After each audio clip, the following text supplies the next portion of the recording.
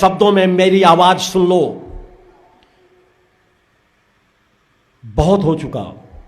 मुझसे जुड़ने वाला हर शिष्य या तो रक्षा कवच उतार करके रख दे या तीनों धाराओं के प्रति तन मन धन का समर्पण करे अपनी सामर्थ्य के अनुसार।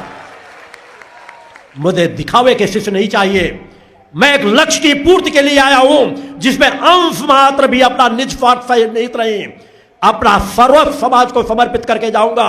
यहां का एक एक कण मेरे जीवन की एक एक यात्रा आने वाले युगों युगों तक मानवता की रक्षा की ऊर्जा यहां से प्रदान करती रहेगी।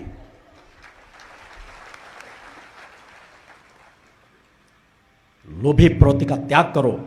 यदि आज ये पता चल जाए कि चुनाव जहां से अब लड़ेंगे हम जीत जाएंगे, आपस में लड़ मरोगे कि नहीं हमें लड़ा दो, हमें लड़ा दो। कुछ क्षेत्रों में जहां जनाधार ज्यादा बढ़ गया वहां यह होना प्रारंभ हो चुका है। मगर जब लगता है कि चुनाव लड़के हमको हार जाना है तो तुम सब प्रमुख पदाधिकारी कायर और नपुंसक बन जाते हो।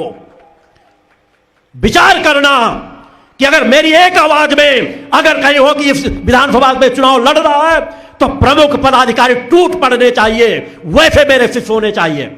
मगर तुम छिप करके बैठ जाते हो और तलाशते किसको हो? जो बेचारा दिन भर मजदूरी करता है, रात में शाम को किसी तरह अपने भोजन की तैयारी कर पाता है, उसको लड़ा दो।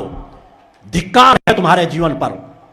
अगर ऐसा जीवन जीना है तो अपने घरों से मां का ध्वज उतार दो, अपने गले से रक्षा कवच उतार दो, माथे से तिलक मिटा दो। अगर मेरे शिष्य हो तो एक बार वो निर्णय लो कि अब इस पथ पर हम चल चुके हैं।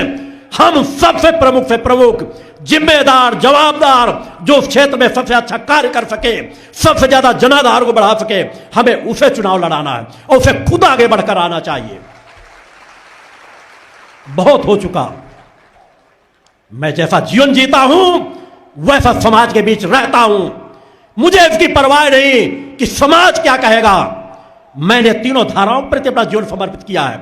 मेरे लिए तीनों धाराएं गंगा की तरह पवित्र हैं, क्योंकि तीनों धाराएं मानवता की रक्षक हैं।